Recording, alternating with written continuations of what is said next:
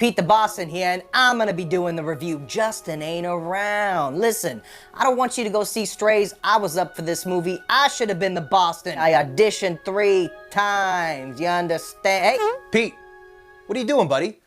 Are you filming a video? What are you doing, dude?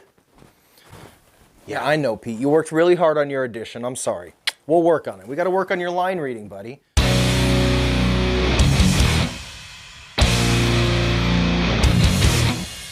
What's going on, everybody? Welcome back. Justin here. As always, thanks for stopping by and hanging out with me today to talk about Strays. Guys, I had a blast with this movie. I can't wait to talk about it. This is gonna be a really quick recommendation video. I don't wanna go too deep into this, and you can't really get too deep with the movie. It's a talking animal movie, but it's not just any talking animal movie. I guess 2023 was the year that I guess we needed an R-rated, vulgar, like F-bomb laden animal movie, but it's shot and done just like Homeward Bound or something like that. If you guys have been watching me for any length of time, you know that Pete, my dog Pete, who unfortunately missed his, he blew his audition. Sorry, Petey. I'm a sucker for dogs and I'm a sucker for dog movies, especially ones like this. The cast here is insane, and the team behind making this film also has a pedigree of its own. The fucking dog has fucking papers. I've been saying that all day.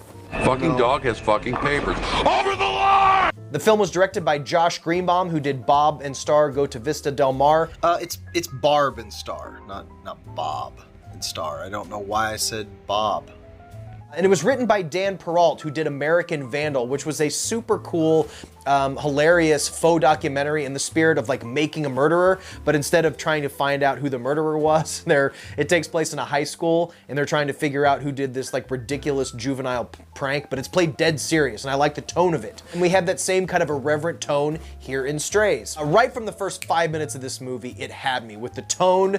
It's very, very R-rated, more R-rated than I thought, but at the same time, right from the opening, you also get this huge heart. This movie really tugs at your heartstrings if you let it in, and right from the opening moments of this movie, it grabbed me. You have Will Forte, who plays the owner of our main character, our main dog, played by Will Ferrell, and all this dog wants to do is love its owner, and Will Forte, his owner, is the biggest piece of shit asshole. He's just such a mean bastard. But this dog, like any dog, wants nothing more than to love its owner. So all of these mean things that Will Forte is just terrorizing this poor dog with, he thinks it's a game. He thinks they're playing. The dog, Will Ferrell, inadvertently outs his owner for being a cheater, and Will Forte tries everything he can do to possibly get rid of this dog. He keeps driving him to these remote locations, throwing a ball, and somehow the dog makes its way back thinking it's a game, and it just tugs at your heart. You're like, God damn it, just love this sweet dog. But what's great about this movie, this group of characters, this group of dogs have like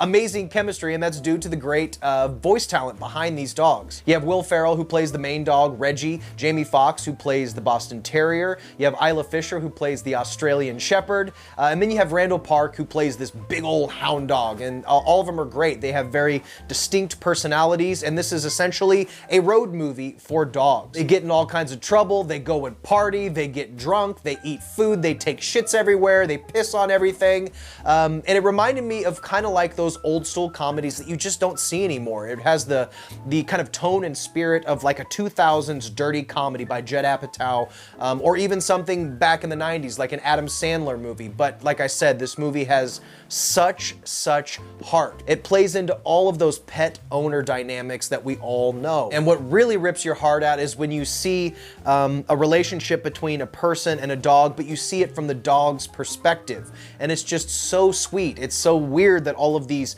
crazy, semi-offensive, vulgar jokes are sandwiched in between these extremely heartfelt moments. Guys, I'm gonna be honest, man, I was tearing up like left and right throughout this movie. I'm a sucker for dog movies, and I'm just a sap when it comes to like heartstring style movies, and my eyes kept welling up and welling up and welling up, and I was like, what is this movie doing to me? And in the same breath, making me laugh. Like, I don't usually laugh out loud at comedies, especially like in a theater, but the lines, the jokes, the gags, all of the cameos and stuff are really hilarious. There's this one, they go to a carnival and they meet this one dog who is narrating the scene between his owner and his girlfriend, and they walk up to him, they try to talk to him, but they realize he's one of those narration dogs who just narrates things.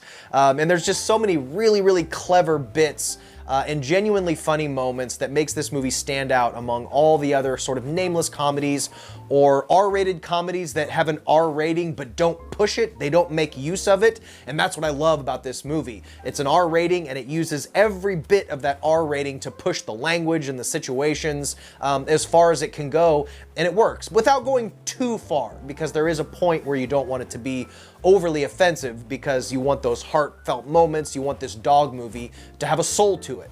And it really, really does. You can tell there's a lot of love put into this movie, and it wasn't trying to just take this novelty of cussing dogs and just make a buck off of it. It's very funny, it's very well made. The CGI of the talking dogs somehow works. It's very minimal, it's not over the top. The dogs look very realistic to the point where if this is CGI, I would have no idea knowing if it was a CGI dog or a real dog. You cannot tell.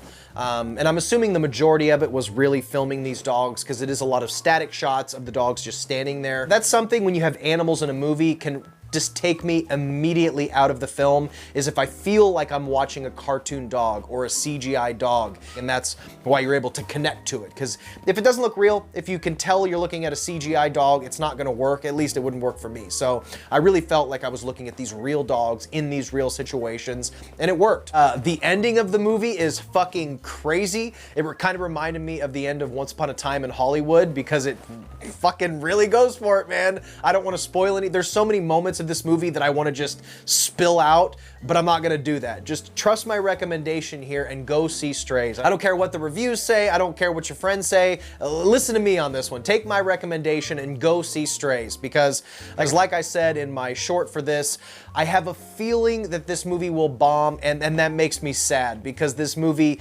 is so much better than it may seem on the surface, and it's worth your time and it's worth your dollar. I promise you, it's really, really good. So if you've seen Strays, let me know what you thought of it in the comments. And if you're thinking about seeing Strays, if you're on the fence, just go see it. Go catch a matinee and just check this out. It's a good date movie. It's not for kids, although it's a dog movie. It's definitely 100% not for kids. This is a hard R-rated comedy with hard R-rated jokes. So it's not for kids, but for big kids like me and adults, go see it. It's great. So I think we're done here, guys. Stay weird. Remember to always be yourself, and I will see you in the next one. Bye.